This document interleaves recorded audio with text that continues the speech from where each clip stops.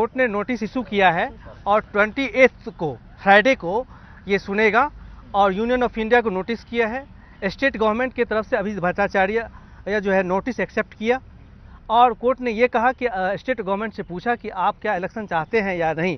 तो इसने मिस्टर सरन ने जो सीनियर काउंसिल है स्टेट का उसने कहा कि मैं इलेक्शन चाहता हूं। तो मिसेज अरोड़ा जो अपियर हो रही थी इलेक्शन कमीशन की तरफ से, उसने कहा कि मैंने 5-6 बार रिक्वेस्ट किया था कि हमें डिप्लॉयमेंट चाहिए, माओवादी इन्फेस्टेड एरिया है, वहाँ मुझे चाहिए फोर्सेस चाहिए क्योंकि वहाँ दिक्कत होगी। तो उसने बोला कितने चाहिए, तो उसने कहा कि 32 कंपनी हमको चाहिए। कोर्टेर जा ভিউ তাতে কোর্ট বলছে 2 তারিখে ইলেকশন হবে, যদি সেন্ট্রাল গভর্নমেন্ট না দিতে পারে তাও হবে।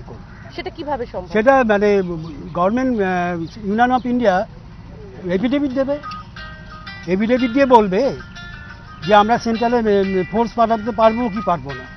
গভর্নমেন্টকে বলা হয়েছে যে তোমরা 2 তারিখে ইলেকশন করতে চাও কি চাও না, তখন স্টেট গভর্নমেন্ট বলেছে আমরা 2 তারিখে ইলেকশন করতে চাই, বলে অলরাইট। তখন ইউনিয়ন অফ ইন্ডিয়াকে নোটিশ করলো, করার পর বললো যে ইমিডিয়েট এরা এফিডেভিট দেওয়ার জন্য।